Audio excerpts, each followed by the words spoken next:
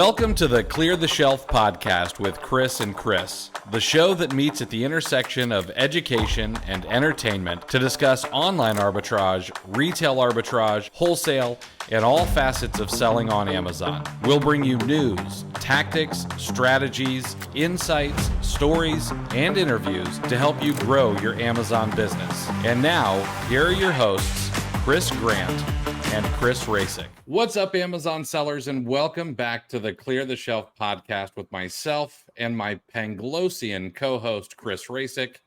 And honestly, I'm not sure how we got lucky enough to land today's guest, but we did. And I'm not going to ask too many questions as to how. And I'm excited to introduce him to you guys. He's been selling on Amazon for 8 years, and I think that this next sentence is going to blow some of your hair back.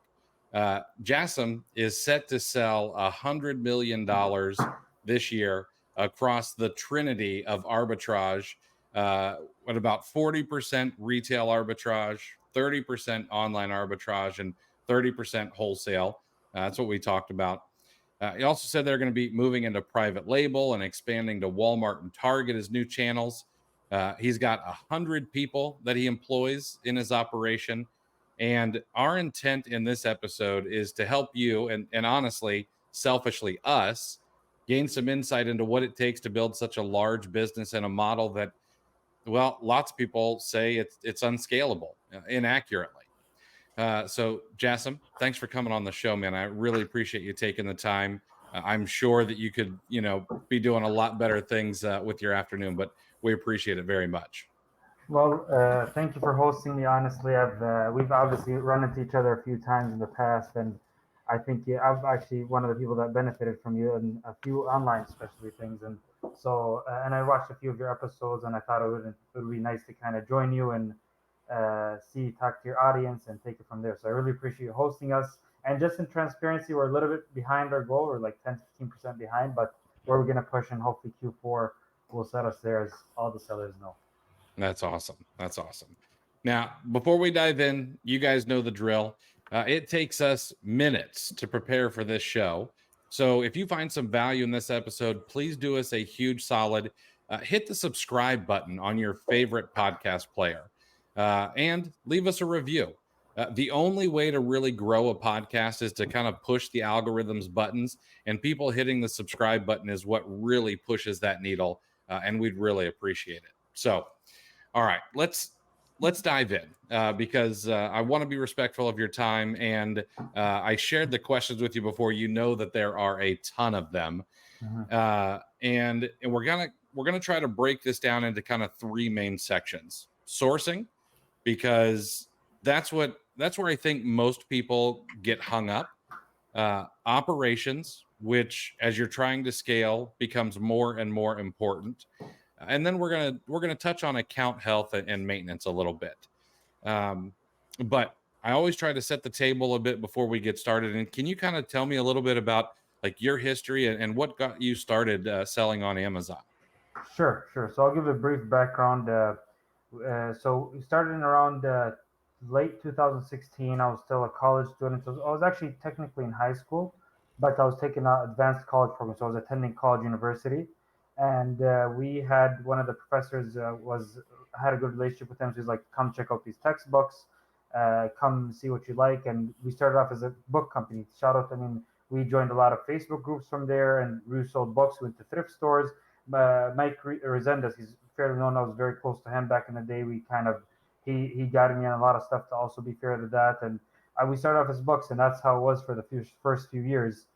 And then after that, we started looking into other categories to expand, because we had books. We had 3-4 people going thrift stores, library sales, and we started generating cash. So when we had a little bit more cash, we can afford more expensive products. We became a little bit luxurious. We don't have to buy the $1 or $2 books. We can afford the $20 items here, $30 items there. So that's when we started going to more other categories. And it's around 2018, we started going to mainly shoes and clothes. We made the push there. And we started almost every year since we started. Right now in 2024 until 2022, we doubled every year. So I think our first year was $20,000-$30,000. I mean, just like any other seller. But I was just hitting the gas. I remember in the second year, I made a call to my dad. I still remember to this day. He's like, I was on the path to becoming like a doctor, but I gave him a cause like, listen, I don't think I'm going to go down this path. I really like this business. He was very upset at me for like a month or two, but thankfully in the future he bought in and he actually was one of the people that invested in the business. And we've driven it since then. Right now we have around 5, 6 locations across the United States for RA and warehouses, and we expand a lot with our Jordan team. We're originally from, and that's actually one of the things that I'm more proud of. So I hope that gives a very general description of what we did, how we're here. I know I glanced over very quickly, but as I'm going through the questions and answering, I'm sure other stuff will become apparent as well. Oh, absolutely. And I want to touch on this for a moment because, I mean, honestly, folks who have immigrated here or have parents who have immigrated here seem to have a lot more drive and hustle than those who were born here. And you're not the first person who we've had on the podcast who either have immigrant parents or have immigrated themselves. Um, is that part of the reason why you've tried to grow so Sure. much? And Yeah, I mean, that's a great question. So I was actually born in Minnesota, St. Louis Park, over here. When I was 8 years old, we went back overseas for around 8, 9 years, and my dad sent me back for education purposes.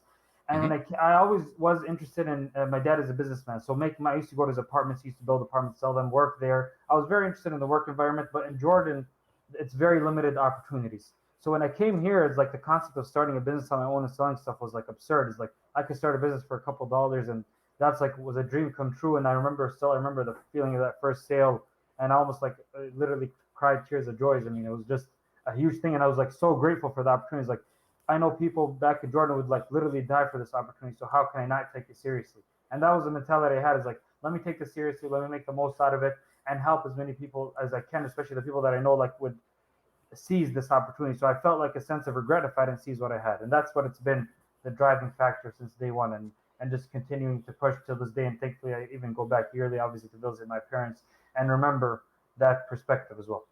Yeah, that's awesome. Um, all right, so we've talked about a bunch of things already, but let's dive into sourcing a little bit because I know that people who are new, they love to hear stories like yours. People who've in their idea have made it, Mhm. and of course, being able to buy profitable items to resell is kind of the backbone of any arbitrage business. Yep. And of course, you push a significant amount of volume across all three of the arbitrage models. And so I'm curious, what are the qualities of a product that make you guys pull the trigger and buy to resell? Yeah, sure. And one thing to also clarify is that for the people doing arbitrage, I noticed like unfortunately people sometimes in the wholesale world sometimes look down on the arbitrage as if it's not professional. And then people in the private label world look down on wholesalers and arbitrage as if it's not professional. So that's one thing is like a business is a business. It's not sometimes people want to go to the different level just because of other people's perspective. So I want to hopefully coming out this episode prove this is a legitimate business, it's scalable. And going back to questions like what's the main things that make us deem a product profitable. Is that right? Going Hmm. back. So, I mean, we have a few parameters. We usually like so different products have different criteria, and that's why being dynamic, especially in the Amazon world, is really important. So, with high return categories, shoes and clothes primarily, we like to be in the 30% ROI range, and for some, that's like very low. For us, that's the higher end. And being scalable, we have to take that lower end of the ROI and being more acceptable with it because with volume comes lower margin. I mean, the bigger the company, the less margin they're going to take. And we're a very low margin company. Yes, our sales are high, but also like and being transparent, we're very low margin, and that's the truth of the business. I mean, it's not like I'm gonna act like it's otherwise. So for other categories, stuff that we can replenish on a consistent basis, stuff that's not returnable, stuff that's very easy, low prep fees, we even go up to 15 and 20% ROI, and we're fine with that, and it's what keeps the business churning. It keeps work for our employees. We know that we could possibly cut it out and make more profits, but I mean, why not? We have the operations to support it. We have the warehouses there. Fantastic. So, assuming lumping arbitrage into three categories: online arbitrage, retail arbitrage, and wholesale. We're including that in the arbitrage models. Do you have a favorite of the three? So favorite, each one has its like features. So with RA, we usually found that one to be the most profitable. We're stacking coupons. Sometimes we make good relationships, It's the hardest physically because you have to have people on the ground, but it's the most profitable. OA is very streamlined, but you're also it's a lot of stuff can fall through the cracks. The supplier doesn't ship you products; he ships you one product. It's more. It's yeah, you save money possibly on labor and you save money on transportation fees, but you also have to do more audits for the inventory that you get. RA, the product is in front of you, you get it at your warehouse, very basic. Wholesale is the most scalable, but it's also the lowest margin. Usually they have distributors, suppliers, they're trying to make their cut on top of the brokerage.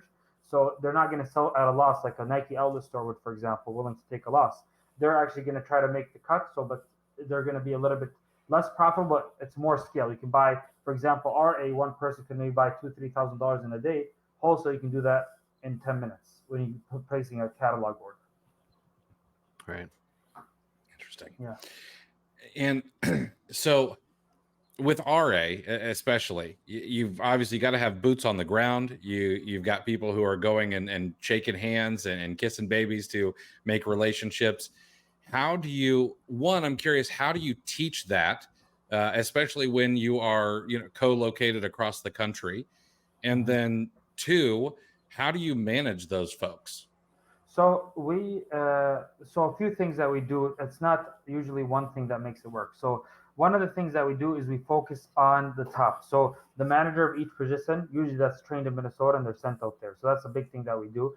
We focus on the higher level people. We make sure that they embody the company values, they understand the procedures, and we also have SOPs for different stuff. So this is how we do it.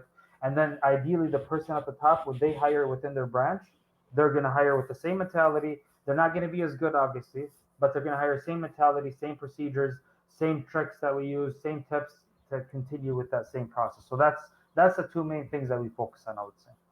Interesting. Okay. So I'm not saying this to put it down, but it's almost like an MLM model. You're teaching people at the top and then they've got their own employees. How are you, like, do they get like a budget, or are they paid like a commission, or do they get part of the profits? We give quarterly bonuses and then we pay by the hour. We treat them as if they're salespeople. We look for salespeople. That's their boots on the ground salespeople. They're going to different stores. And one thing to keep in mind, like I remember how the struggle was when I was hiring, is some people, especially earlier people like myself, when I was in that stage, don't understand the volume it takes.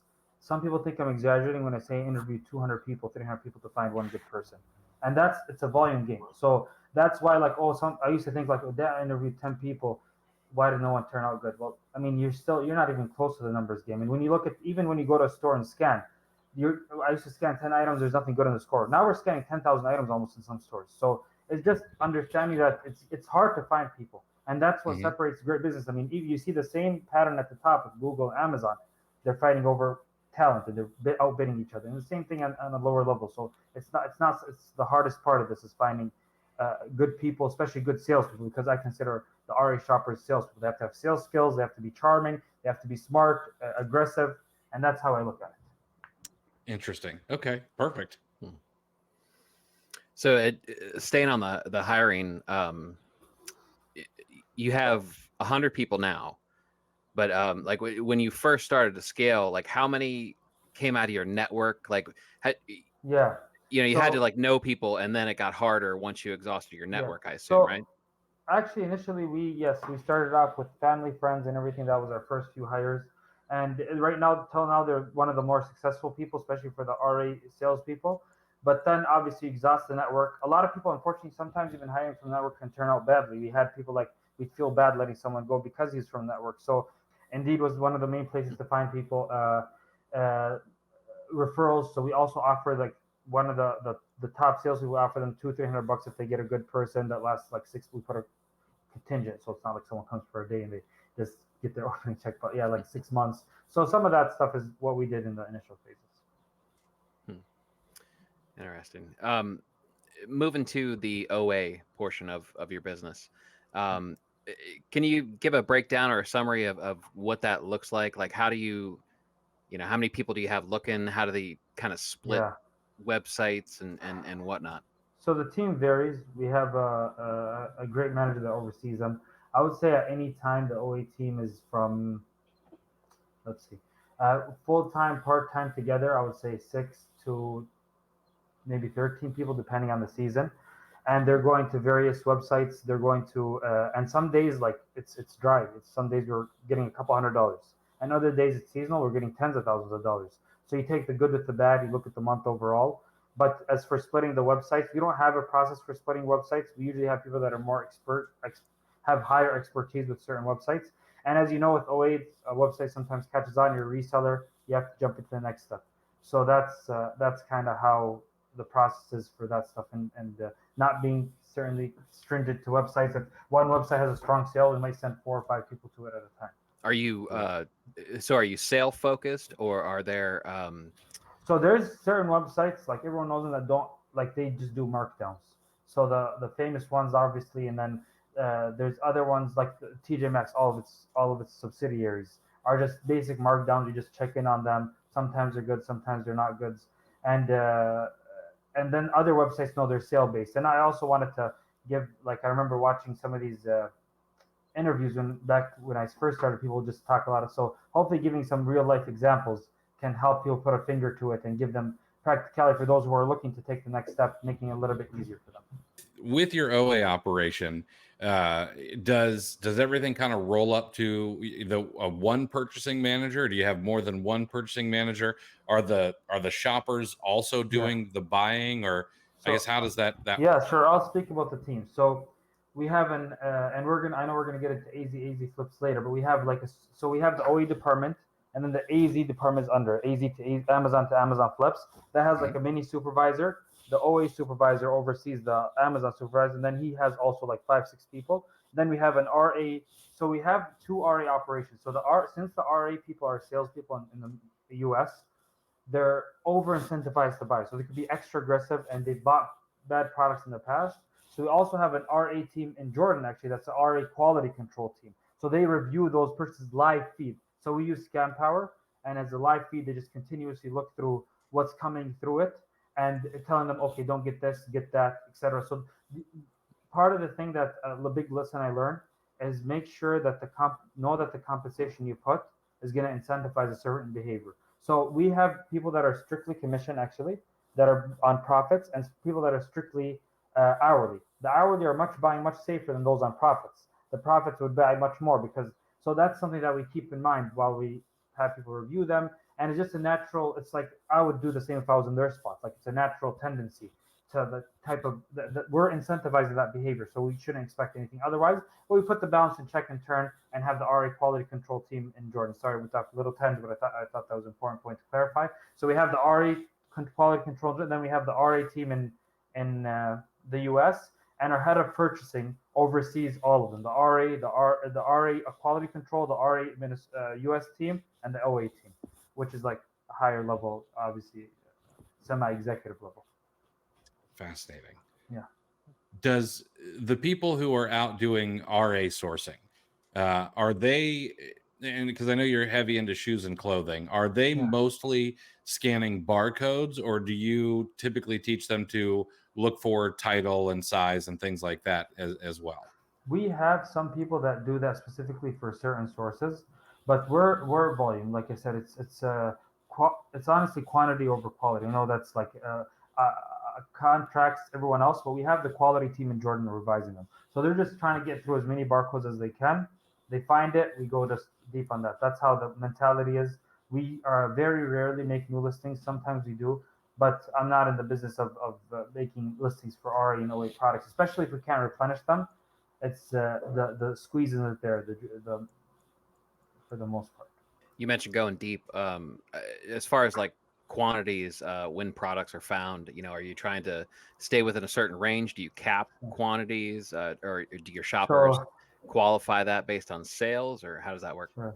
So this is part of also being dynamic. We don't put a certain number, and it's also very hard to base it off sales rank. We wish we could. We tried so many times to do studies. We use different tools and different analyses on different spreadsheets. But the thing is, with sales rank, with so many categories, with seasonality, like 100,000 in toys in the summer is different than 100,000 toys in Q4. And just taking all that into consideration was just too overwhelming for us. So what we do is we usually do like a gut check for 3 months of inventory. We like to have 3 months of inventory. If something is a very deep sale that we won't see again, like Black Friday, we could go up to 6 months of inventory. That's the mentality we have to have. We're always changing 3 months, so low inventory level fee now just came up, so that's something to keep in mind while we do that. But we usually like to be between 3 to 6 months worth of inventory at all times. So we look at the keepa. We can tell by the offer count how often is this moving, and we just do a gut check. Okay, let's get 3 months worth of inventory for this, and move it accordingly. Beautiful. You mentioned that you would do replenishables or things that you can easily replenish at 15 to 20% ROI. At your scale, I mean, there must be a ton of ASINs, and the amount of leads that you guys have seen has got to be just massive. I brag about the number of OA leads I've got in my database, and it's probably a joke to you. It's a rounding error to you guys. And so I'm curious, how do you manage replenishables at that scale? So actually, one of our biggest weaknesses, it's an initiative of this quarter, is replenishables for RA and OA. We're very strong in wholesale. We have our head of purchasing, which also is my brother. He spent like almost 60, 70 hours building this Excel database where he can basically automatically send replenishment orders for wholesale orders. But for RA and OA, just with the variance of sales, the variance of websites, the variance of policies, we've had a lot of struggle kind of setting it up. Maybe you can speak a little bit on that, on how you guys do it. I mean, don't you guys also experience like variance in like sales where it's no longer a lead? It's not. So I don't say we gave up on it. We're going to try again Q3. That's going to be one of our main initiatives. We wanted to prioritize wholesale first, but we do have a lot of trouble with RA on replenishables, especially from the sources we buy. It seems like I consider like the RA and OA honestly closer to liquidation business than it is regular stuff. But I guess maybe you can speak on that a little bit and help us in that area. Yeah, I mean, we could chat about. I mean, I don't think that I have anything you probably wouldn't think of. It would just be maybe having another person go through all of your past leads and maybe tracking sales cycles is all about all you can do. Unfortunately, we have a lot of work to do there. I agree. I mean, and we as we focused on growing wholesale, we a little bit neglected OA and RA, so we have to kind of jump back in and make sure we optimize things there as well. Let's talk about Amazon to Amazon flips a little bit. Sure. Can you tell us what you look for in a flip and how you've scaled that side of your business? Yeah, so I'll give a general view. Honestly, like I don't not knee deep in all processes of the business, so I'll tell you how we look at for the most stuff. So usually, Amazon to Amazon flips are very risky when you're looking from, especially when Amazon is supplying the quantity with a lot of quantity. Sometimes we run into a lot of issues where Amazon just has a limited quantity. This is their new price. This is their new list price, and you have to deal with it. So a few things that we do is we look at the Keepa chart, all of its history. So we also look if there's new variations, new versions of the item. What are the other variations priced at? So if this is the only variation that's at a low price, it's very likely that it's just a temporary drop. If all the variations are down, that's probably the updated price of the item. If there's a new version of the item, if it's outdated. So we usually like to rank by lowest rank and also lowest rank to highest rank and go based on that, because velocity, we found that Amazon's the cure of all problems. Like you can make a mistake on a one sales rank, but the price can jump to 100 randomly and it'll fix your mistake. So finding good velocity is more important for us than finding good ROI, because if we sell something at 10% less ROI than wanted, at least we can make our money back. But bad velocity, sometimes you're stuck and you just have to clear the whole $40 item. So we focus on velocity. We don't just buy from Amazon. That's a big thing. We obviously have like the flip group, and that's something that why we started making qualifications for it and not just taking like everything in it. We make it very clear that we buy from other suppliers. We don't just buy from Amazon. We also buy at lower ROIs. People are not used to that, but if you want to get into volume, we post our own leads in there. And some people are like, okay, this is too little for me. And that's fine. I mean, but this is what we're buying for our business, and this is how we're feeding our business and how we're generating sales. So that's the way we look at it. We just look at buying volume, going a little bit with Amazon. We're a little bit more careful because things can go south more than other ones. Like with other brands like Nike, it goes down and goes back up after a while. But with Amazon, it's a little bit more unpredictable than other venues, honestly. Interesting. Yes. As over the past 8 years, as you've grown your business, I'm sure, like anybody, there were some blind spots as you grew. And looking back, you probably see those very clearly now. what were those blind spots that you wish you could have seen, before they happened? Yes, sure. So I can think of like a few. Uh, so one thing is when we opened the new RA locations, we just wanted a sales rep. He used a storage and he ships to Minnesota. And that was a big mistake that we made. We lost so much money in shipping. We're already a low margin business, so you're talking adding $2 in shipping from each item from their warehouse to our warehouse in Minnesota to Amazon. So that's like we suffered so much losses in the first 34 months doing that. Another one was understanding the skills required for each position. We used to hire someone that was just a hybrid, like you're at the warehouse, you're also shopping, you're also doing everything, and at the end of the day, he would do everything poorly. It's just the more specific you get with someone's position, even within the warehouse, you look at huge companies like Toyota, they have an assembly line where someone has like all they're doing is just screwing a symbol. Like, whereas for my business, the same person would be at the warehouse, he'd probably be doing like accounting. And then and then I had 3, 4 people. Like, I was like, okay, let's hold on. Let's each person take a segment. And we've seen a huge improvement after we did that. Also, making sure that we're clear with people when we agree with them. That's a mistake that I made. Like, okay, your sales, but your also profits is like we'd give someone sales commission, they'd go buy a lot and they'd buy unprofitable inventory. And just focusing on the right things is like it's not all about revenue. We haven't we like I said, we stopped doubling 2 years ago just because we wanted to focus on optimizing different areas, expanding into different realms. So that's a few of the big ones. As I go through this interview, maybe I remember some, but that's just some that I think are very notable that just came at the top of my mind. Awesome. Seems like there's a balance between obviously at probably in the earlier part of the business, kind of cross training is necessary, right? It's only after you get to a certain point do you have the luxury Yes, of having yes. someone take one specific Being task and that all be it. So do you know roughly how long or what the volume was before you could actually truly have your employees specialize? Yeah, so a few things on making the first hire. So I agree. Like when you first make the initial hire, it's a jack of all trades. But the thing I would recommend is that when you're hiring a jack of all trades, make sure that they've done the jack of all trades in their previous positions. Don't get someone that was a warehouse employee for 30 years of their life and expecting them to add like sales skills immediately. That's a mistake that we made. So if we do hire a jack of all trades, make sure that they've done that previously. They were own small businesses here and there. They understand that they have to have all the skill sets up their sleeve. But then the first position I would recommend making it for a sales position. One, sales positions, they're usually more hustlers than other positions, and you could pay them commission based. So you're not taking a big risk on your business. You don't want to risk the business for a pot of gold, the empire for a pot of gold. So just make sure that they generate revenue for the business. That's one thing that I heard like from earlier when I was in, it was actually very good advice. That our first position was a sales position, was the person going out to stores and generating revenue. And that's a recommendation I make to a lot of people: is hire the revenue position. They're different. Usually, a good revenue driving position salesperson is a different type of breed. They're going to push the business forward. Can you talk a little bit about like what does that person look like? What personality traits are you looking for in that kind of hire?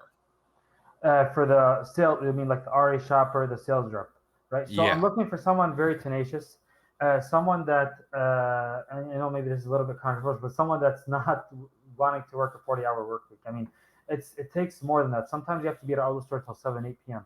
And sometimes there's a day off where it's just like the outlet stores are slow. Oh, you come back at 2 p.m. Someone that has the willingness for flexibility, someone that's not used to like a corporate job where it's like 8 to 5, someone that's willing to work on sale days, Memorial Day weekend, July 4th. Those, and I know that's like different than but salespeople are usually used to that. They're used to that type of environment. So someone with a successful sales record experience, and that's one of the books I read was actually Who. It's about a hiring book. It's more for higher level executives, so like you can think of like CEOs, but it's also still helpful for me. So it's like making sure that they've done what you want them to do in the past. And unfortunately, Amazon hasn't been around a lot, so you won't find like someone specifically that's done that. But you could find someone that's been a sales rep at a small, like a gym, like a LA Fitness. A lot of us go to gyms. Like let's say you go to LA Fitness, just go ask them there. At Lifetime, that's where we found good people. Even as store clerks, sometimes you see someone, and you have to be willing to pay them a little bit more than you're comfortable with. A lot of Amazon sellers, maybe a little bit also controversial, but they're cheaper. They're cheap. I want someone for $1 in the Philippines, or you're not gonna. That's not something realistic. I mean, if you want high talent, the people are fighting for the higher echelon of talent. So you have to be willing to pay the big bucks if you wanna take the next step. But that's just, again, setting the expectations, being realistic. I thought I could find someone great for $10, $15 an hour. That's not realistic. You find that the talent goes up as you go higher, and they deserve it. They're making revenue for the business, and big kudos to them. And I love everyone on our team, and they all deserve what they're getting, obviously. That's awesome. Yeah. Let's talk about categories within your store's catalog. Sure. What makes you venture into a new category? Is it necessity or opportunity? Okay, so we started off as many, like when we made the transition from books to shoes and clothes. It wasn't that we liked shoes and clothes or anything, but that's where most of the deals was, like Nike outlet store, Adidas outlet store. Like everyone knows that's where a lot of deals can be found. But lately we've been getting a little bit out of that and trying to get into other categories. And the reason is that's just they take more time to prep. They're larger, more expensive on shipping, but they're also much higher return rate. Our return rate is around 20% for shoes, clothes, and especially when you get into the designer stuff, like people take them unfortunately to an event, like I'm talking about like high heels, that kind of stuff, suits. People take them to an event, they bring them back, and Amazon is always on the side of the customer. That's the reality of the business. Those are more like even 25%, and those are expensive items too. So you're talking about 25% on a high loss. So we're starting to venture, you can argue it's out of necessities with just such low margins that we have, into other categories, into other places, and trying to just and trying to get into smaller items, trying to get into making our own brand, and stuff with less returns, more functional products to do it. Right now, I think we're still like 70% shoes and clothes, but I mean, we're working on getting that more to 50%, hopefully by next year. Awesome. So I know you're trying to pull back in shoes and clothing a little bit. Are there any categories that you have just said, we're not selling this category anymore? So there's some categories that we abstract, so compliance-wise from a religious perspective. So, for example, we don't do any alcohol products, anything that has to do with that, tobacco, and there was like some certain types of books, for example, that we avoid. So there's that aspect of things, and even like some products that have been profitable, like on the CBD stuff, we try to stay away from that. But other categories, in terms of like from a profit standpoint, I would say, for example, you can think of tires. We sold tires. We sell everything, honestly. People don't, but tires are just so hard to ship. Glass products, and some people haven't even looked at the stuff. But I'm just giving it as an example. So glass products, tires, and meltables are the stuff that we are very, very wary of. The right profit, let's say, I mean, there's never say never, right? Let's say there was a piece of glass is going to make $1 million. I'll make a whole new warehouse for it. But usually, it's not enough meat there to make it make sense. So there's obviously, like, since I'm Muslim, there's a compliance part of it, but there's also like the profit standpoint. The tires are just so everything in the middle is empty. It just wasn't a big mistake. Paint, we've had paint that just broke in the shipping process and spilled in our warehouses, and that was a huge mess to clean up. We had to bribe one of the employees to pay him extra that had to stay overnight and help me do it. But yeah. Back on mostly the OA portion of it, but how does cashback work at your scale? So there's 3 types of cashback, and we track these on a weekly basis. What you don't track, like I always tell people, if you're not tracking something, you don't care about it. And we care about cashback a lot. We're a low margin business. It could make all the difference in the world. So there's credit card cashback, there's gift card cashback, and there's OA referral site cashback. For credit card cashback, and this is a tip for everyone watching, we go with Chase. They give 2.5%. They have a program. I think it's the Chase Sapphire card. 2.5% over $5,000 in purchases. So that's maybe uncommon a little bit with OA, but RA that could happen very easily. And sometimes some wholesalers get credit cards, so that's huge there because we're already low margin on that. So that's a credit card. We also there's also I think Robinhood is launching, but those are usually much lower limits. They're launching 3% ones. We're still in the process, but they're not made for business. They're more personal, and they usually have very tough restrictions, like only at gas stations. They're up to $1,000. The Chase one I honestly love Chase Bank. I mean, they've been really good with this card specifically. The second type of cashback is gift card cashback. We're constantly shopping gift cards. We're buying a couple $100,000 worth of gift cards every month to make sure that, like I said, we're low margin. We're going to continue pushing down every single cent.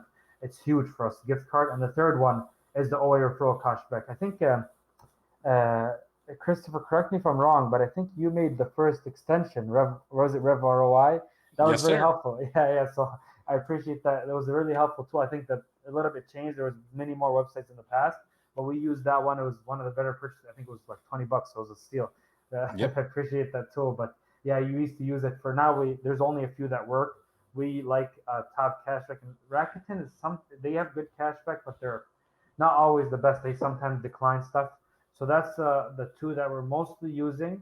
They're not always tracking. Like you have to sometimes like email them. They're a little bit annoying. The gift card cashback and credit card cashback are way more reliable and sturdy compared to OA referral website cashback. That's what I've seen. Maybe Chris, you've seen something else, but that's been our experience. No, They're more you're flaky. right. Yeah. You're right on the money. I'd say Yeah. I love Active Junkie. They're like Yeah. they're very reseller friendly. They Uh-huh. don't have as many sites as the other Yeah. ones do, unfortunately. Yes, you're right. So thank you for listening to the Clear the Shelf podcast. My magnanimous co-host Chris Rasick has put together a gift for you for being a listener. It's called the Monthly Goal Tracking Spreadsheet, and it's free. The spreadsheet will help you break down and track how much you've purchased, which should be a leading indicator of how much you will sell, and then you'll be able to track how much you've sold as well as your estimated monthly profit on a daily basis. This will all feed into the daily averages so you can ensure that you're on track to meet your goals each and every month. Grab it for free today over at cleartheshelf.com/goal-tracking. Thanks again for being a listener. Now back to the show. So when you and I talked earlier, you said that you're adding Walmart, you're adding Target. What has made you want to add these other channels to your operation?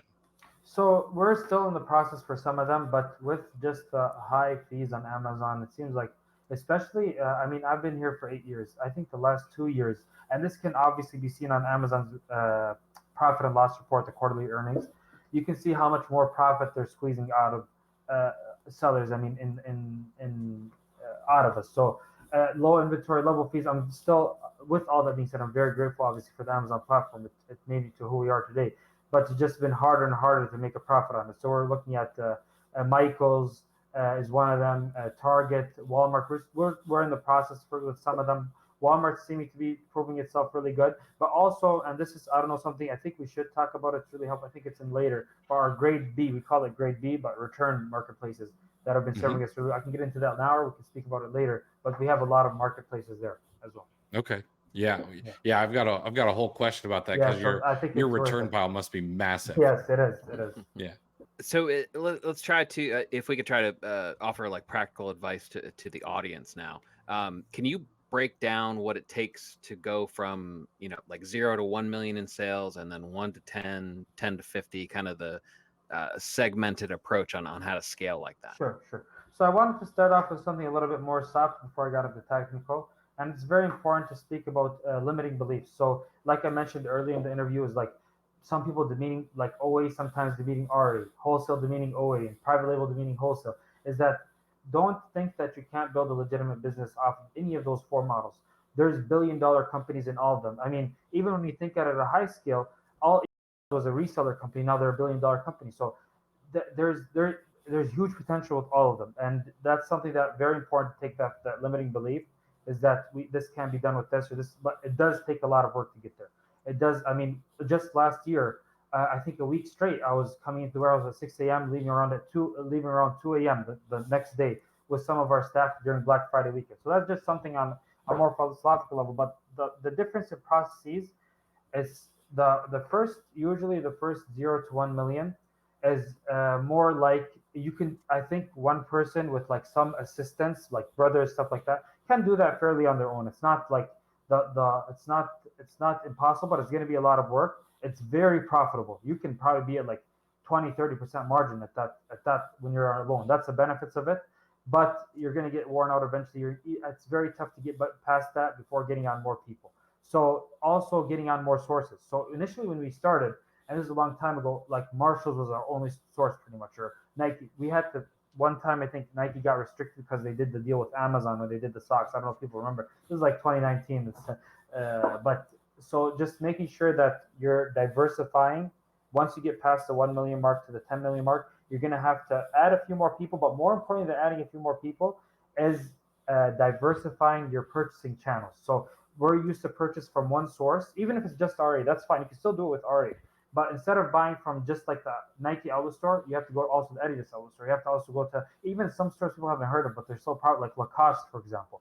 And some of those, just diversifying your purchasing from outlet malls, subsidiaries of TJ Maxx and that kind of stuff.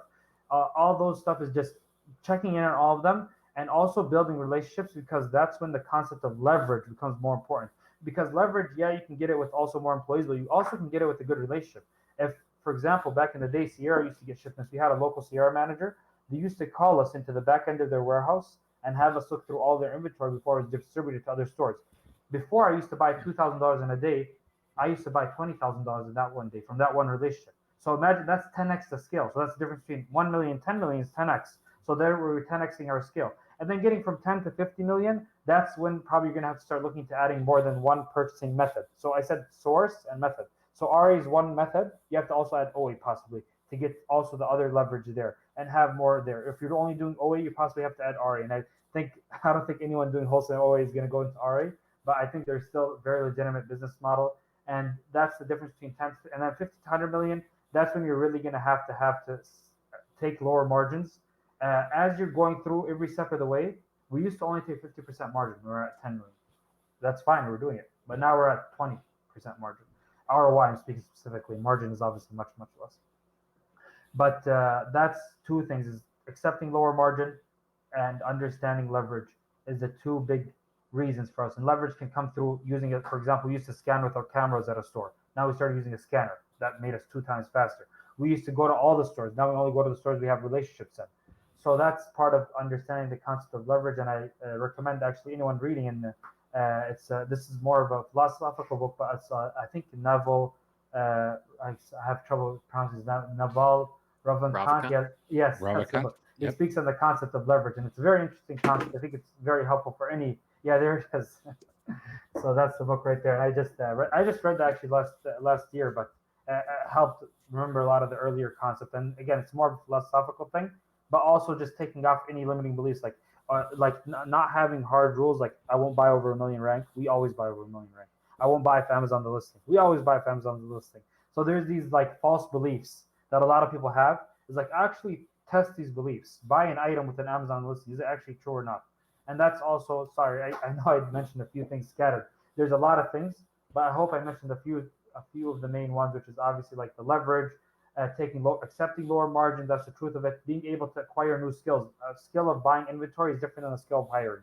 A skill of running PPC for old inventory. How many people run PPC for RA and OA? Almost none. But that's also something that you have to do. And just acquiring these new skills in your toolbox will help you reach that new level.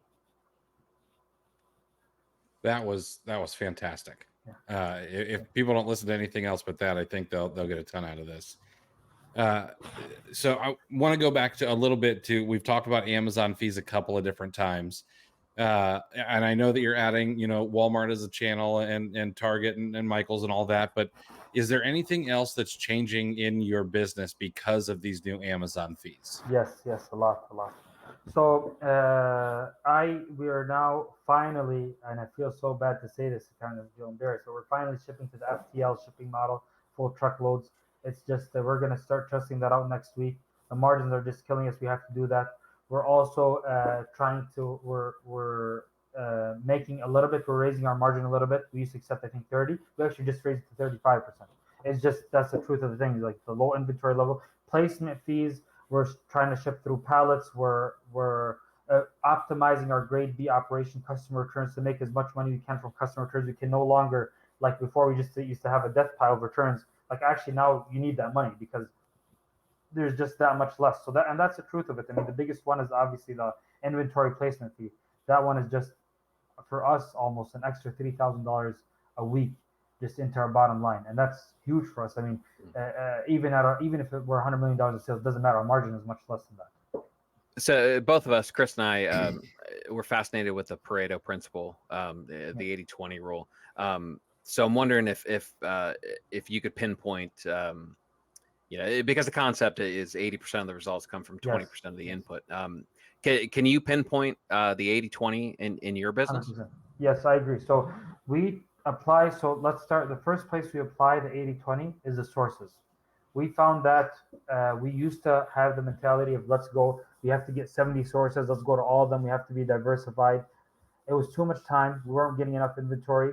We had a list of like 60, 70 sources. Like, all right, I grabbed all the purchases. Let's take out all these sources. We bought like a couple grand from them. Let's focus on these top ones. And then we noticed things 10x. And those are the sources. We used to force ourselves to buy from sources that didn't like us as resellers. We don't need to do that. Let's double down. I think one of them, this one happened, and this store I think went out of business. I'm having trouble remembering the name, but I think it was it off Broadway that was in a Rack Room Shoes. It was a combination of both in 2019 in COVID. We honestly had the whole team take a break from all the other sources, focus on this one, and we think doubled our purchases for OA that month. And that's part of it is finding the opportunity. Part of it is focusing on where's the lever, where's the cash lever, and that's a big part of it. Another part is like when a store hits a sale, don't shop at any other store. Let's go to this store that has a sale. Let's squeeze it as much as we can, and that's what we used to do back in the day. People don't know this, but Nike used to have a $5,000 limit. It wasn't 30 shoes, so we used to buy the whole month, like maybe 40,000. Nike would have a sale. I'd grab my brothers, so that's 3 of us, $5,000 each. We had 3 branches in Minnesota. And we just $45,000 in one day. And it would be like a huge thing for us. We do that 3 days in a row. That's $140,000, $135,000 in spend. That would take us like 3-4 weeks to get normal. But thankfully, we just understood the concept then and just maxing out the top performers. And also that comes with truthfully, I mean, yeah, I love everyone on the team, but there's people that 20% of people are also, and making sure we compensate them accordingly. And not everyone gets paid the same. There's people that are 3, 4, 5, 10 times paid than other people. It's because hopefully we're relying on them to push those extra results. So it's kind of looking at each aspect of the business and trying to apply it there. Sometimes it's not always good to apply it because you also don't diversify. So yes, Target, Amazon's 100% of our results, but let's say Amazon turns off overnight. Nike, for example, they stopped us they didn't let us buy Amazon. We had no sources. So it's also good to have those in the back pocket to be able to go through them and expect. So it's kind of like, we're working on these, we're pushing the levers, we're going all in on these, but also if need be, we have these as a backup plan and we can go here if we want to. That's what we're trying to just build up our backup plan, our insurance with those other places to sell on. That's the mentality we have. That's a good point. It's important to, there's an 80 and a 20. It's not it's still 20. It's not 0. Yes, exactly, It's still 20. So that's a good point. Yeah. So I know that change is one of the only constants in the world, just about everything. But I'm curious, you're obviously a smart guy. You were taking college classes in high school and things like that. So I'm curious, what is your outlook about reselling over the next 3 or 5 years? Yeah, I mean, you mentioned the concept of changes, and just to get into that, like people sometimes when they see a lot of my gray hairs, you can see they don't believe I'm 25 years old. Sometimes people think of 30 or 35, but that's one of the things in Amazon, and the part of that is doomsday mentality. So when I first started, everyone was saying RA is going to die from the start, OA is going to die from the start. You could argue that it got harder. I'll give you that, especially through Amazon. There's people that it got easier for people on StockX, for example. It got easier for people on other, but yes, on Amazon it has gotten harder. But the concept of reselling and arbitrage has been around since the beginning of time and it's going to continue to be around. The platforms change, the methods change. It's just being up to that and staying up to what's the latest, what's the best way to get the best discounts at stores. Before, for example, it used to be 30% from Nike. Now you get a 10% gift card, you get another 3%. You get the 30%, but it's different ways to get it. So always being up to date with what the best way to get the best prices are, with where the items are selling the best, what items sell the best in Q4, how much to buy. Is we're always tweaking, and I mentioned dynamic a few times, and it's not this complex word. Dynamic is just being reactive to change. A lot of people now using that concept of AI and they make it overly complicated, but it's just being reactive to change and always changing with the certain aspects. Like even right now, I mean, I'm going to be fully transparent. We're dealing with an issue with one of our purse breaks, and Amazon restricted it for us. We have inauthentic complaints. It's been a month. We're submitting invoices. but we're just now doing other stuff on other means. We're looking to sell that same brand on Walmart. Hopefully it goes through. We'll see what happens, but we're just being willing to have flexible mentality and go flow where needed, and being adaptive when necessary. And on an operational level as well. So Amazon, COVID started, for example, they stopped shipping to warehouses. Some people don't. But within a week, we opened our own warehouse to MF stuff. 7,000 items listed. We had we had 20 people buying stuff. It took us overnight to change that stuff and start the MF operation. But otherwise, our business would have been in trouble. And that's sometimes when I say the cost to do it is like yes, thankfully we're here, but there's also a cost that comes with that. And Chris, I mean, sometimes you're looking through 1,000 leads a day, for example. Some people look through 10 is like, okay, I can't find anything. It's a different mentality when it comes to that stuff, and in terms of volume. Perfect. Yeah, you touched on operations, and that's kind of where we want to. We have a collection of questions kind of specific to that area.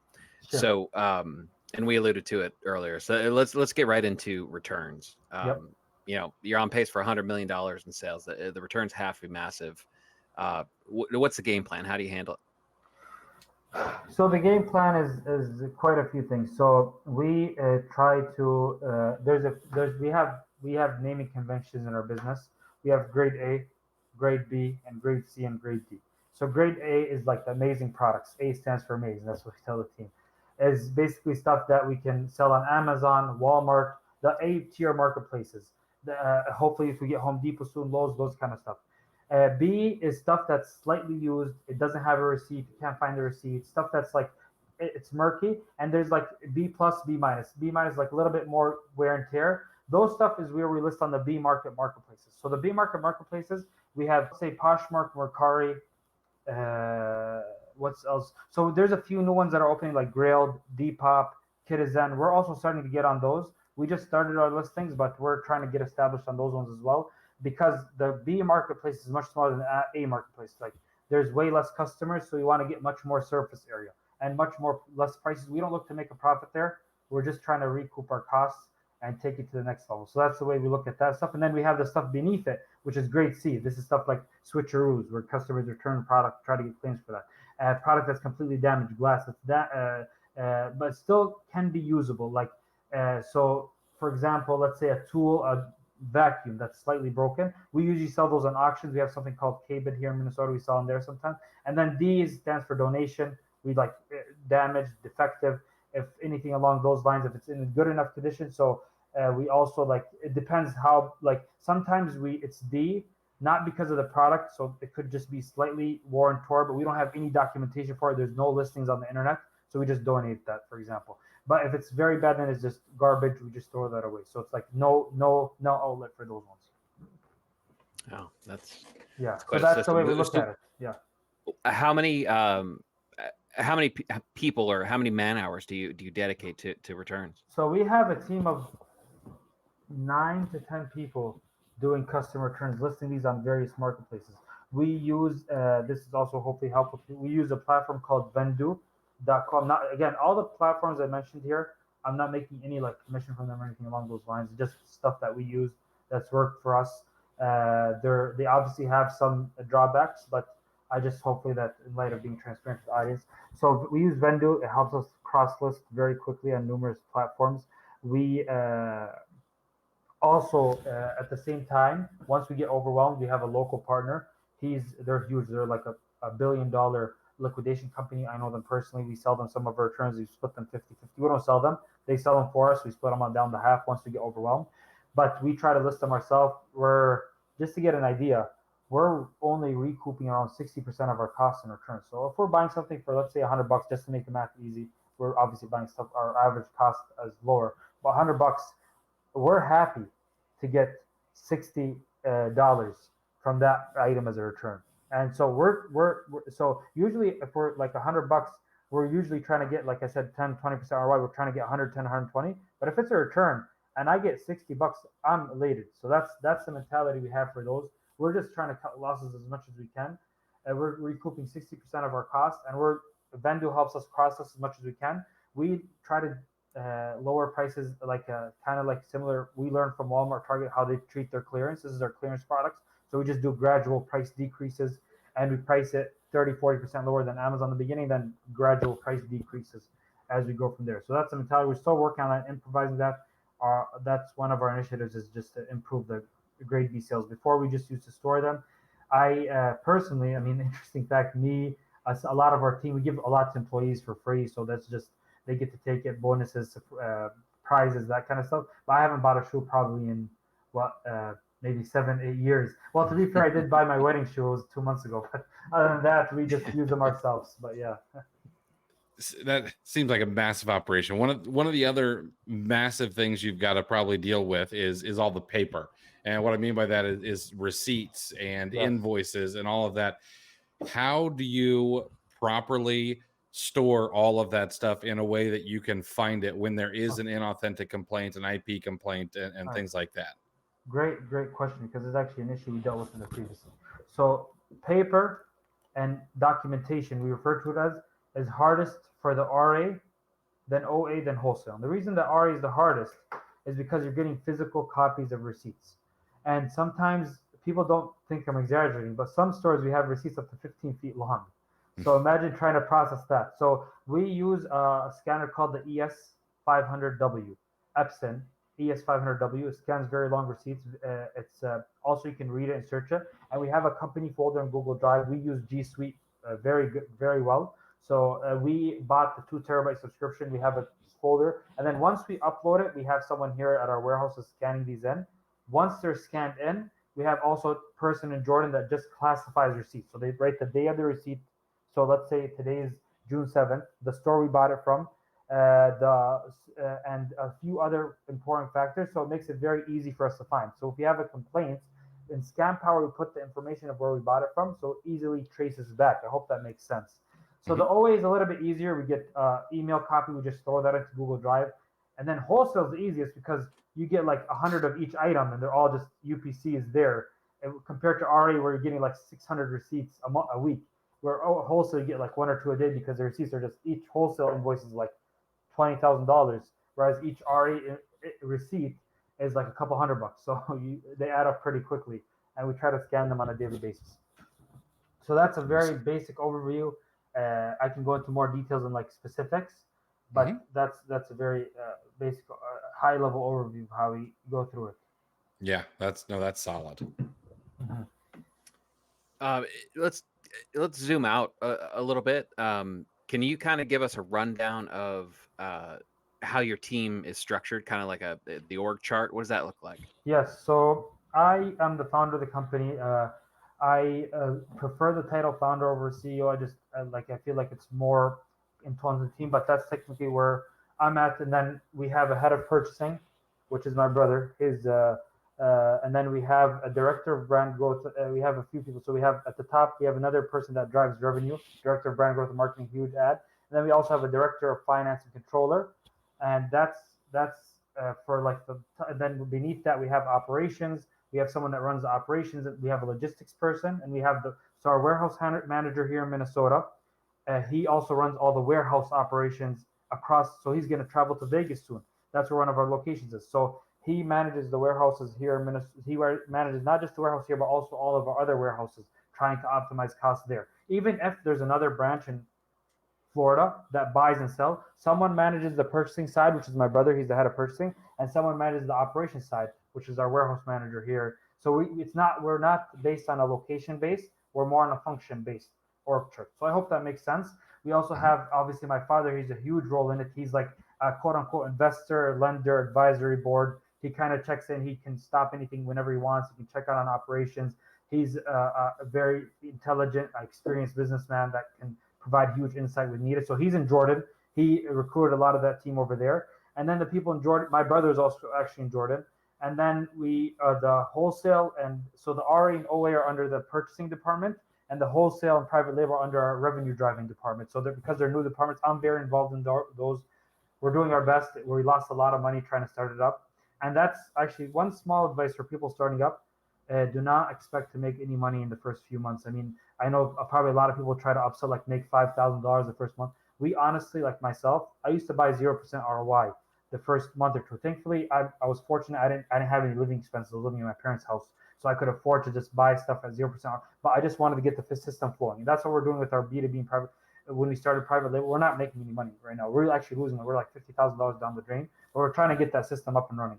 And that's like, sorry, I know I diverted, but I think that's a very important piece of advice, is especially for beginners. Like, don't expect to make it. Keep your job. I know a lot of it just burn the ships, like Tony Robbins and a lot of stuff. And there's something to that if you're like if you're like making, if you have millions in the bank. But otherwise, you want to be able to have that cushion to make sure you have that smooth transition and be able to set the foundation up right. But sorry, so that's we have the operations section of things, which manages also HR, finance, all that kind of stuff. And then we have the purchasing, which is RE and OA. And then we have the B2B and private label, which is wholesale and private label. And the third, so it's like three sections. One of them is operations, which has HR, finance, wholesale, warehouses, and then the RE and OA, and then the wholesale and private label. So I hope that makes sense. And then I'm most involved, honestly, in the wholesale and private label. I think that's where we want to take a big step in that direction, hopefully. And so this, just because I'm curious, is the goal with private label to, build the next, let's say, Anchor or something like that? That's an Amazon focused brand. Yes. So we have two brands that we're currently launching. We're going to start the second one soon. Obviously, Anchor is a huge, good use case. We're trying to build that. We're also trying to, it's just way higher margins than we're used, especially in wholesale and RNOA. And then also, we're also building brand equity. Amazon, unfortunately, it's a transaction-based business. So, like I always say, there's a difference between Starbucks and some local guy just selling you coffee like a dollar pack, right, from a vending machine. The vending machine you have no interaction with, they can't mark you up. But Starbucks, they have a brand name there. And we're looking to build a brand, trustworthy, reputable, reliable. And that's what we're trying to do, so we can hopefully offer a higher service to people, but also have higher margins, to have higher R&D, all that kind of stuff. So that's the mentality behind that. Beautiful. I'm curious with the operation side of things, is there anything that maybe you've outsourced in the past and then brought back in house because maybe you did it better, or just didn't work out the way you wanted? So yeah, we don't believe in outsourcing a lot. We do a lot of things in house. We have outsourced things in the past, and it turned out very bad for us. So one of our websites, we just when you outsource, you have much less control, and you have like revisions and sometimes other stuff. And also, you don't build, like I was talking about, brand equity, but you also have employee equity where you're training the employee. He gets to know you, you get to know them. So one of the things was website development. We outsourced that, our initial websites. We still do outsource website development, but we're looking to soon hopefully bring it on board, because there's a lot of iterations that you have to make. Where you outsource to someone, you might lose contact with them. They might go out of business. You also don't know the SOPs. You don't know the back end, what they did. But when it's in-house, you have all the information and you have leverage and ability to get that. I can't think of, I'm trying to think of anything else if we outsourced anything else. I can't really think of anything at the time. But yeah, that's a main example I can think of. Perfect. Going back to specific orders, how do you track all of the orders that you're placing? So there's current and there's what we get to. Currently, we're using a lot of Excel and Google Sheets. We have like 20 experts in the business on Excel, which is a very poor system. I mean, when people hear the volume, a lot of people laugh at us that we're using Excel.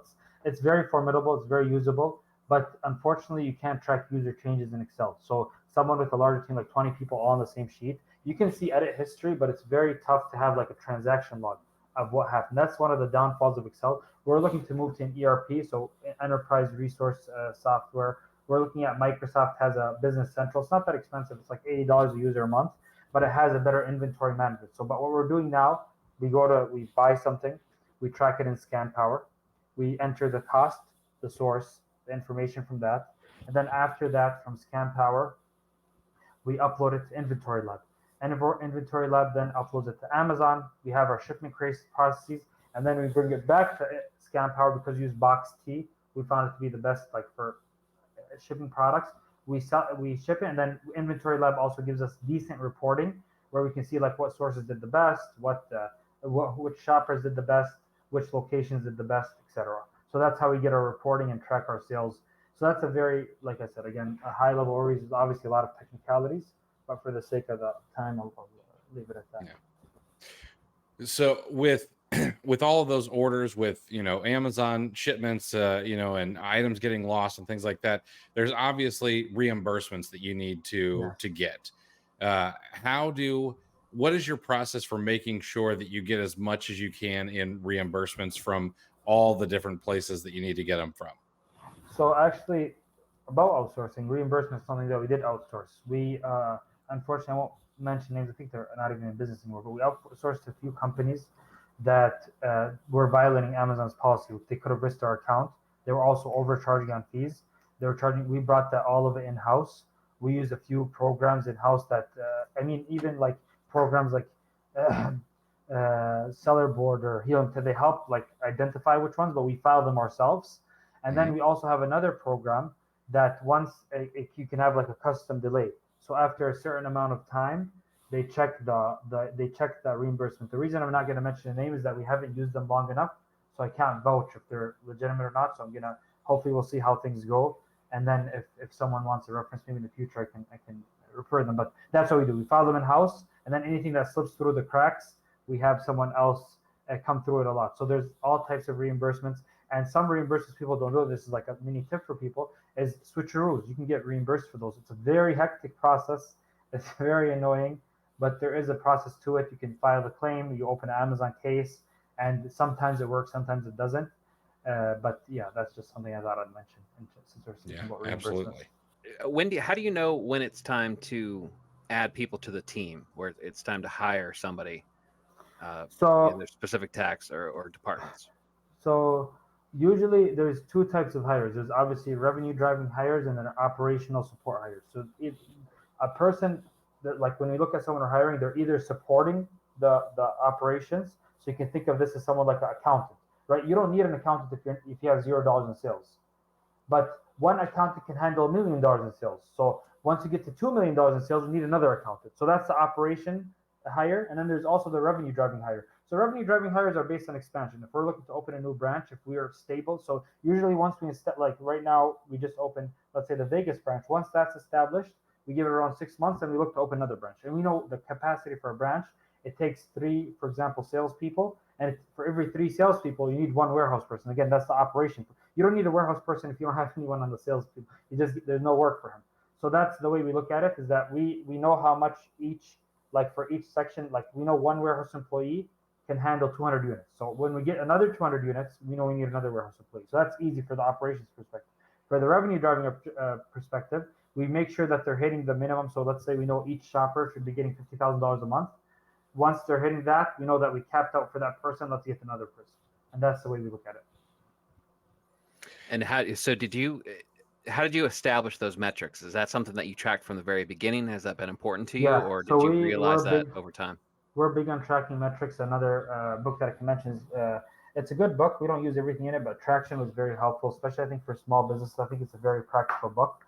We like a few of their tools, but one of the things is KPIs. I forgot what they call, but I think they call them metrics. But we have benchmarks. So usually, thankfully, initially there wasn't a big team, so I would be the metric for everything. So I'd go to the warehouse. How many shoes do I prep? Okay, I prep 80. I usually multiply that by 0.8. So 80% of what I do, I'm very happy. So if I'm buying $100,000 a month, 80% of that, I'm happy.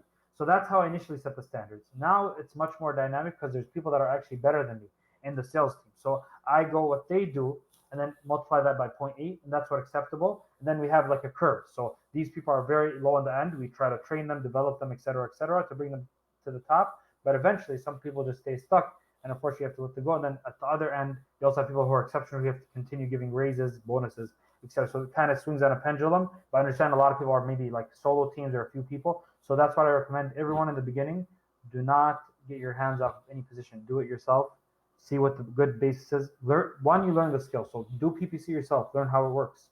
It doesn't hurt to learn more stuff. And then you also get a good idea, because someone can come in, they can fool you, and you can think they're doing something good, but actually they're way behind because they're supposed to be an expert. So they're supposed to be at least 80% of you, but they're actually, when you try to do it, they're like 10% of you. So that's in terms of how we set benchmarks for our KPIs. I'm also curious, this is a little bit of an aside, but you talk about opening up locations. Yes. What, and I know you've mentioned Las Vegas, you've mentioned Minnesota, and you mentioned Florida. What is it about a particular location that makes you say, okay, it's time to open up a spot here? Yeah, so it's a lot of it is actually related to population density. Uh, so there's a few things. So sales tax is very helpful. It's states that don't have sales tax, that's immediate 5, 6, 7% savings. So that's a bonus for us. But also states with easy infrastructure for traveling, especially for RA. You don't want to be stuck in traffic. So, for example, the other one I was going to mention is population density. California is huge population density, but it's too much because you can't even get from one store to another, and you're stuck in like 3 hours of traffic.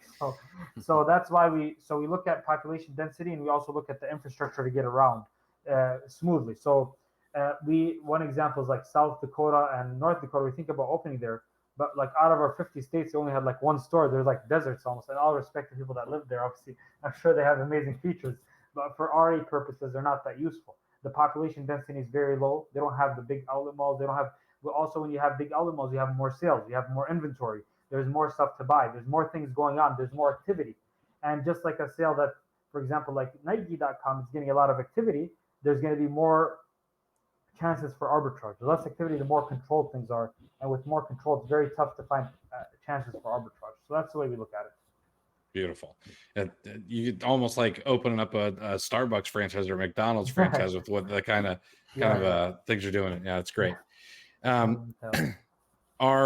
Are you using, you touched on AI just a little bit. Are you using any AI in your business or found any use cases for it yet? Yeah, so ChatGPT 4, I think 3 or 4 of us are using it, and we like to use it to build SOPs. It helps with that stuff. It also helps like with high level strategy stuff sometimes. But even on a lower level, like even writing sometimes, like let's say your wholesale, it can write email scripts really good. It can also give like sometimes when you do studies for which location to open, also gives us insight into that location, stuff that would take us hours to gather from Google. We use GPT for that. Also for private label, there's obviously like AI pictures, AI videos. There's some stuff for there.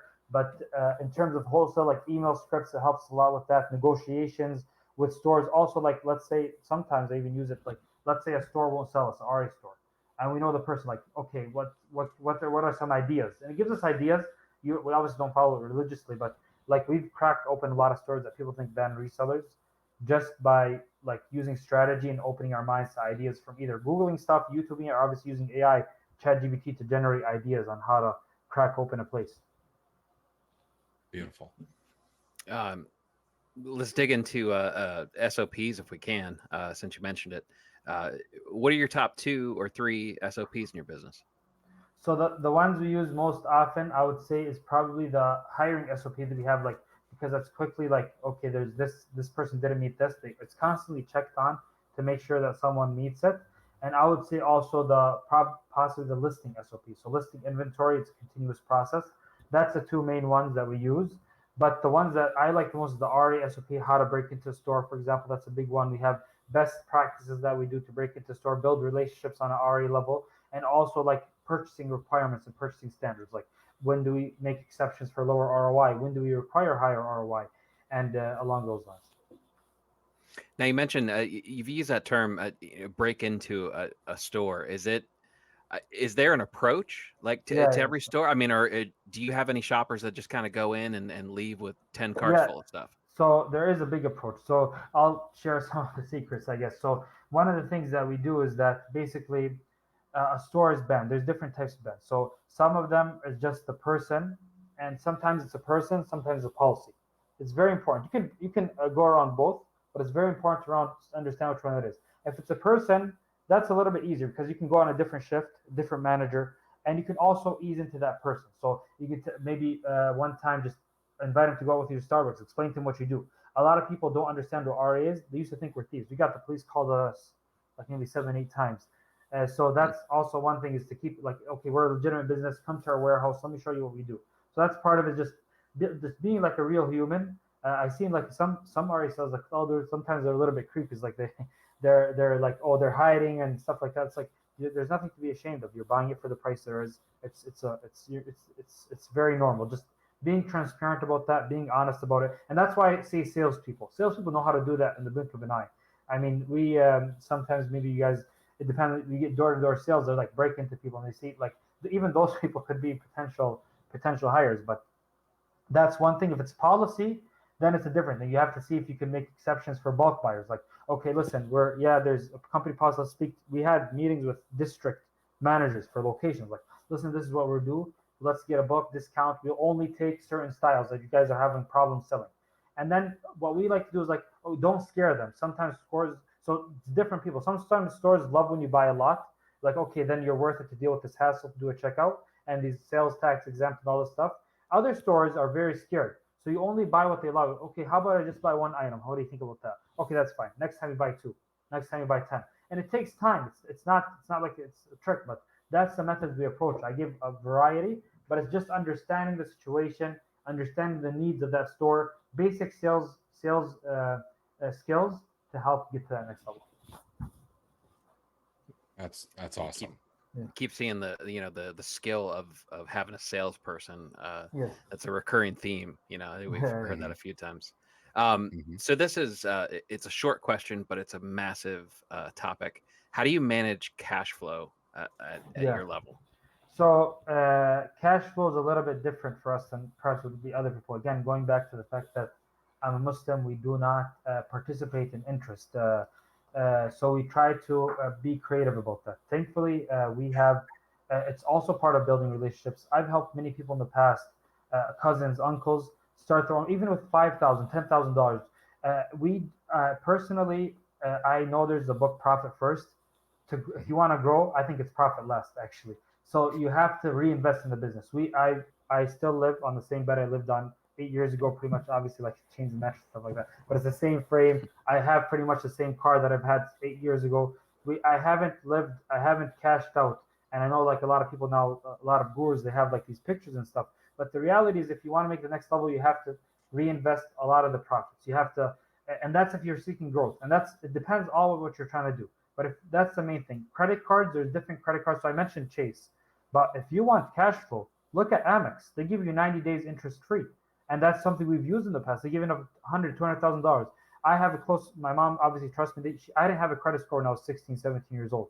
So I used my mom. She had a Discover credit card, a $30,000 limit. So I used to use that. Amazon payment is every 2 weeks. I only buy low ranked items that are going to sell within 2 or 3 weeks, and I pay off that credit card. So we've used credit cards in the past. There's SBA loans that are like almost negligible interest that came up. So just researching into that, using friends and family for Q4, saving in Q1 for Q4. So also that's a big part of it, is just having the mentality of not spending only on the bare necessities that you need, and reinvesting on an as needed basis, and also trying to save expenses when you can. So if you don't need, for example, a $3,000 laptop, a $200 laptop will do the job just fine. And it's on the small things, and it all adds up. And also understanding what category. And if you're low on cash flow, go to books. You can buy it for $1, sell it for 40. If you're high in cash flow, go to watches. You buy them for 100, they go 140, but they sell faster. So optimizing your category, optimizing, being dynamic again, based on the category need and based on your cash flow situation. Is like when our cash flow was low, we raised our ROI. When it was high, we had a lot of cash in the bank, we lowered our ROI. And just being fruitful with that and making the best of it. And again, we're on our 8th year, so we have different cash flow than we did now, but we've just been consistently reinvesting it from the beginning. Awesome. I'm sure that over the last 8 years and probably even currently, there's been bottlenecks that you've found in your business. What helps you to overcome those bottlenecks in your business? Sure. So the bottlenecks in the business are quite a few. I mean, at different stages, there's different ones, as you mentioned. So overcoming it is not, sometimes you don't know what you need to do. So I used to attend conferences. There was one of my favorite conferences I used to go to was Unconference. I don't know if they're still running that one yet. I went to it two or three times. There's a lot of great people at that one. I think it's one of the more mild conferences, but it's a lot of networking. A lot of people there broke a lot of limiting beliefs that I had. So we were sourcing. We didn't have any source. And then I was speaking to one gentleman. He's like, how about, have you heard of Sierra?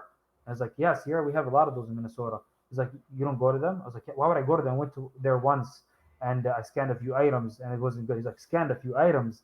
He's like, basically, he's like, oh, you're stupid. Like, you better go back there right now. And turns out Sierra, for the next year and a half, we were buying $150,000 to $200,000 there a month, just trying to push that level. So I never knew that before then. It's a little bit not as good as it was then, but it still has good deals, and that's part of networking with others, being honest, trying a lot of stuff, understanding what your bottleneck is. So another bottleneck we had is like a warehouse manager is like we couldn't find someone for the longest time. I kept on interviewing. As part of volume was like we did like 200-300 interviews to find the right warehouse manager. We've hired someone. Unfortunately, they had some issues. We had to let them go. We hired another person. We went through 3 or 4 managers until we're on the one that we're on now. So a lot of people within the game helped me. I joined a lot of Facebook group, honestly, following people like you, Chris, and even yourself. It's just like new ideas, hearing what's the latest trends, hearing what's the latest things going on was a big part of addressing those bottlenecks and just researching and reading books on what the issue is now. If I'm having an issue hiring, I'm not going to read a book about, for example, sales. I'm going to read an issue about the Who book that I talked about, is learning about the topic, because that's how you're going to retain the most amount of information, is reading and learning and researching about the issue that you're facing. And that's something that helped us a lot and moving to the next step. I love just-in-time learning. Yeah, it's the best. If you're willing to share, are there any bottlenecks that you're experiencing like at this moment? Yeah, you sure. know, at the scale you're at. Yes, of course, we're facing a lot. So a part of the bot is, for example, we're looking for a great graphic designer, creative designer. That's one of the things. Getting better relationships with Amazon themselves is unfortunately like when they're unjustly restrict the brand. Like I'm hoping that I can get some account managers that can look at things like and understand our perspective more to move things through and to understand that we would never sell an authentic product. So part of it is the relationship with Amazon. It's always legit graphic designers for a lot of private label stuff that we're stuck on right now. But even for wholesale, is just establishing self as a legitimate, reputable seller in that industry, in those spheres, is one of the bottlenecks. And then for OA, we're actually looking to, like you said, the replen is getting a better replen system for OA and RA and making sure that we utilize and capitalize on what we bought in the past.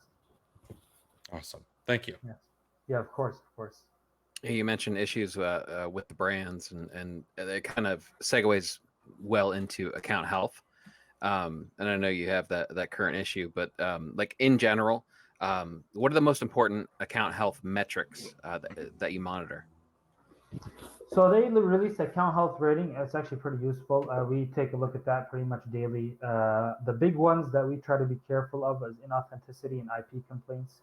Those are the big ones that we try to address on as they come in, just continuously resubmit. And that's also like one of the limiting beliefs, like resubmit once and just give up. Like, no, actually you might get a reasonable person after 5 or 6 tries. So just keep on pushing through and hopefully moving that through as it goes as needed, basically. But account health, the main things is IP complaints and inauthentic complaints is a big one. I know back in the day, like 4 or 5 years, there used to be used sold as new.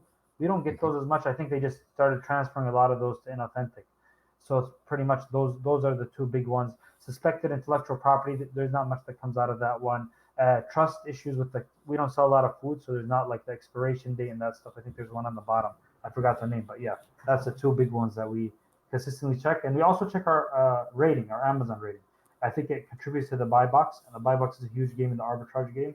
So we just want to make sure that we're optimizing our rating and taking care of customers and providing a quality product. Mm-hmm.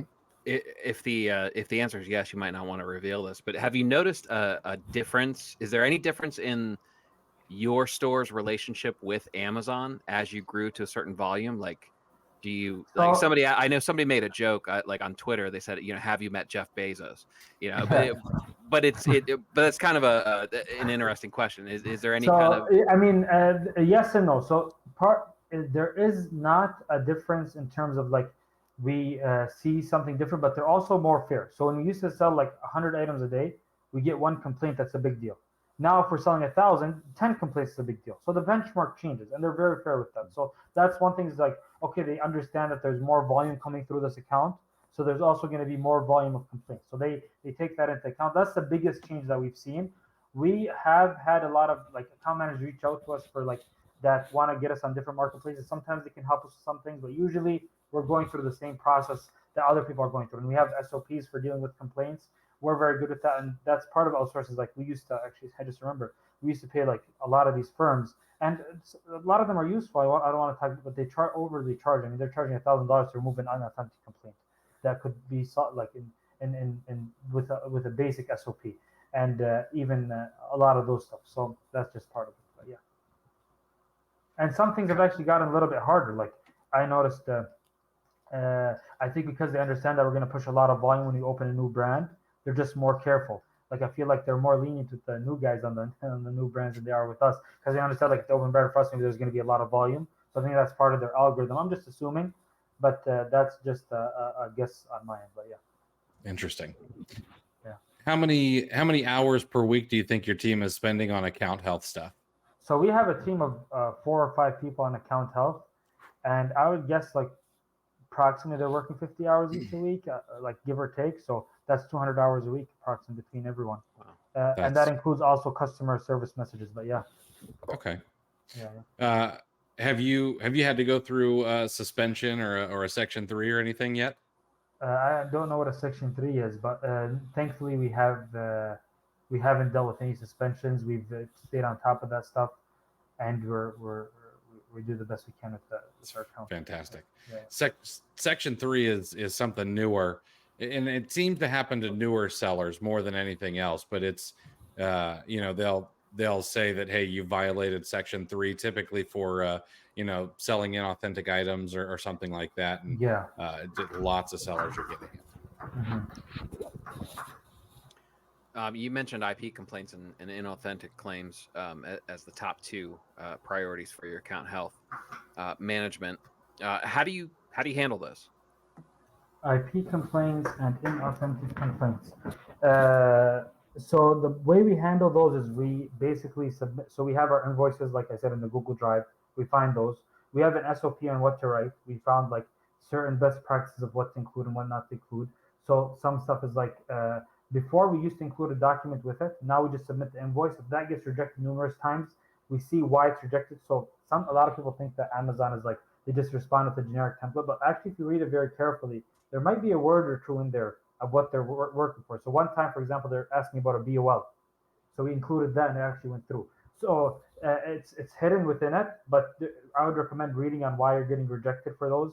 Also call account health. They can see the back end notes and they can also tell you what's relevant for you. So it's actually useful, the account health number, when you get rejected. But when we first start off just submitting plain invoices, we highlight the ASIN. Perry actually taught me this. So it's actually one of the, she has like $100. I recommend buying it for anyone. To be fair, I like both of them. They have $100, $200 like inauthentic complaint address thingy. But so we highlight the ASIN, we highlight the date, and we just submit it accordingly. If it gets rejected a few times, then we include a doc. So okay, this is what happened. We explain it, and we try to keep it as concise as possible. ChatGPT 4 helps. Actually, could help with writing complaints as well. But usually, the more it includes, these people are going through 1,000 IP inauthentic complaints a day. So try to keep it concise to the point with them and get through it as much as you can. That's perfect. Yeah. So a couple of times you've mentioned, networking, whether it's at conferences, you dropped some names that we're familiar with. What's the best way to network with other sellers in the space? The best way. So also one tip on networking before I get into that, I always recommend, and this is something I learned recently, is networking with the people that are just one step ahead of you. So I used to I was a $100,000 seller. I wanted to network with $50 million people. The things they're doing they're not that helpful to you. They're solving different problems than you are. The people, if you're 100,000, go to people that are 300,000, 400,000, because they just solved the problem that you're trying to solve to get to the next level. So that's a very important factor. I used to kind of just get a sense of where people are at to see if I should network with them or if they're way too ahead of me to even speak on them on that. So that's one thing. So I'm trying to do private label. I'm going to private label events right now. So sorry, I forgot what your initial question was, but I just wanted to mention what you asked me about. Which conferences do I recommend? Was that it? No, I was just asking the best way to network with other best network. So yeah, there's very useful conferences. There's Facebook it's less active than it was. A lot of people are going to Twitter nowadays, but I got my come up on Facebook and YouTube, were the two ways that I. And then I've seen people that are very similar to the stage I'm at. So Mike Resendez, one of the main people. Me and him are pretty close till this day. I just texted him a few days ago, actually. But he was a little bit ahead of me in books, and we just started networking. And then the things became obvious there. There was a few other people that left the game now, but that's what, just finding the groups of where the people like you live. And if you're OA, for example, I'm sure you'll find a group for Chris Grant for OA and the people that follow that and the YouTube channels. And also, when you're taking a course, networking, don't go in, and this is something that I learned recently, and I heard it from actually Alex Hormozy, I watch him often, but don't go in with the mentality that nothing worked for me, this isn't going to work for me too. Try to go in with the mentality that I'm joining this Facebook group and I'm going to be the best person to come out of this Facebook group.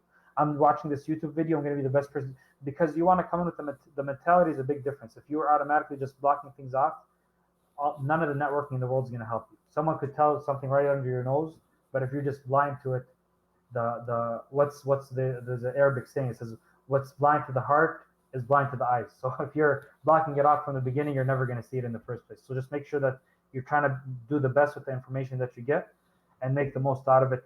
Whatever YouTube video you watch, YouTube is honestly an amazing place to learn a lot of stuff, and a lot of stuff for free, and just-in-time learning, just like you mentioned, Chris, and also Facebook groups. There's a lot of lively ones, and unfortunately with Twitter and with all the respect to everyone there, I feel like it's a little bit more AI generated, a little more not as robust as some of the Facebook stuff, where it's like actual stuff that I've seen that's very like, I feel like it's on Twitter, it's more like engagement, where Facebook's like actual, like even if you see one or two comments, they're maybe worth like 10 on Twitter sometimes. And not everyone, obviously, this is just a general statement, but that's just some of the patterns I've noticed on this aspect. Yeah. And there's some useful paid groups as well that it's not, don't X them out, but just part of that as well. Yeah, I guess it's a good thing you stopped doubling, because if you're constantly looking for people above you, you might have to meet Jeff Bezos. That might be the only guy left, right? So what kind of holistically, looking at your business, what are some weaknesses that you're trying to shore up? What specifically are you trying to improve under the hood? So trying to improve is one thing, is our infrastructure. So we focus on revenue, driving sales, revenue. In terms, we built a very not the infrastructure doesn't support our revenue. So our revenue it needs an ERP system. For example, we're using Excel. So a lot of stuff gets lost. A lot of inventory gets lost. Sometimes gift cards perhaps get lost. So that's contributing to much lower margins. Even if our revenue is huge, we need to shore up a lot of stuff in our operations to make sure that they support the level of revenue we're at. Part of that is just documentation. Part of that is also the more your revenue is, the more the operations need to be stronger. Part of that is HR, compliance, OSHA compliance. Right now we're doing an OSHA audit on our warehouse. So that's something, if you asked me 5 years ago, I probably would have left you OSHA. What? I'm trying to get more OA, RA deals. So, but it's now a realistic issue. So just understanding that at different stages, you have different things to go through. But I hope that clarifies what you're asking about. I'm sure you talk to other business owners, or maybe you even are in some like local business groups or things like that. But outside of the Amazon space, what kind of questions are you asking of other business owners that you talk to and things like that? Great question. So I'm trying to learn the big one is, if I can be general, is leadership. And then the other one is a lot on data. So managing data and becoming a better leader is the two things that I'm trying to work on. Becoming a better leader, I'm reading sometimes soft books. I'm watching YouTube videos. I'm writing some notes. So for example, when I sit down and talk to someone, just a few days ago, we had a weekly meeting and I made a mistake. Someone felt like called out individually. So I make learning notes of that. But on the other hand of managing data, we're trying to like building a data warehouse through Google Cloud Platform, ERP. So our business has so much data. It's just like we're not taking advantage of it. Even Chris, you probably maybe, even if you have much less data than me on the OA side of things with the replans, you're doing a much better job than us because you're managing your data better. So just making sure that one, we're managing data better, and two, I'm becoming a leader that deserves great people, and continuously honing that and becoming better in that to make sure that I'm worthy of the great people on our team and great people that are hopefully going to join our team in the future, and just continuing to push myself and push people within my team to the next level and continuously improve it. So that's the two big things that I'm learning about at this moment. I'm attending seminars about ERPs, Google Cloud platforms, watching videos on SQL, just some stuff that if you're good with Excel, it's pretty easy to get SQL, but just trying to learn that stuff there. So that's what I'm working on personally on an individual level. Awesome. And along those lines, do you have any mentors or role models in the business So world? that's part of also networking is like sometimes at different stages I have different mentors. So Mike Resendez on the book stage, he was an amazing mentor when I started. Ari, when I first started, when I was doing like TJ Maxx, like Perry, Kim, they were huge. Oh wait, when I first started, you guys had Jeff Storch, for example. He helped a lot with a lot of stuff. So at different stages and different things that I'm trying to do, I have a different mentor person for that specific area. That's the way I look at it. Right now, I'm looking at leadership. So I watch a lot of the Alex Hormozy, for example, and I'm reading a lot of on the soft side of books. So I'm reading a leadership book. I think it's Patrick Lencioni. His name is. He has a lot of nice leadership books. I'm reading actually the Starbucks biography. What is it called? Pour Your Heart Into It. So just different stuff. Like right now, I'm trying to go to data. So there's this guy on YouTube. He talks a lot about data, learning from him, and leadership is the leadership people that I see are great leaders out there to learn from them. Awesome. I'm sure that people come to you quite often and reach out to you for advice. What's maybe the top one or two questions that you get when people ask you about, Amazon or business in general? So people sometimes usually it's sourcing questions. I think you hit it right. They think that sometimes they're diluted, and this is like the truth is by a lot of YouTubers and people, gurus that's like sourcing. All you have to do, I went to the store for 10 minutes, I bought like $10,000 worth of profit. So they set unrealistic expectations. Like, and thankfully, I don't have a dog in the fight. It's not like I'm trying to sell anyone a course or anything. So it's like, I thought, okay, you're not, that's not realistic. You actually have to go through a lot of leads. You know that, Chris. I mean, how many leads is tactical arbitrage are you going through a day? Probably thousands and thousands to sift through and find stuff. And just setting the realistic expectations and understanding the volume it takes to be successful is a lot of things that I have to address with people coming to me and asking for help. And like we have, like I said, the Amazon Flips group, some people are not expecting are expecting 50% ROI. No, we're posting 20-30%. We buy a lot. We're buying around $120,000 a month from Amazon Flips, but we're also taking 20-30% ROI. So that's why we're a different type of group. There's people that love it, that do large volumes, and that's why that's the biggest thing that I see from that aspect. And I think that like it works in reverse too. Because you mentioned that kind of like the class system. That private label looks down on wholesale looks down on arbitrage. I think it's the same thing. They're misrepresenting, saying something's dead simply because they've moved on to. They've either had a problem with that model or they've moved on to like something better. And they just try to advertise the new model that they're doing. That's a great point. Is like we didn't leave any of our models. Ari, we're still doing it. We're still looking to grow it. I love Ari. And I love the meeting people face to face. And I love building OA. It's looking through data, looking through Excel. It's fun. And not having it like a dog in the fight to promote certainly one of them or anything. But that's a great point, Chris.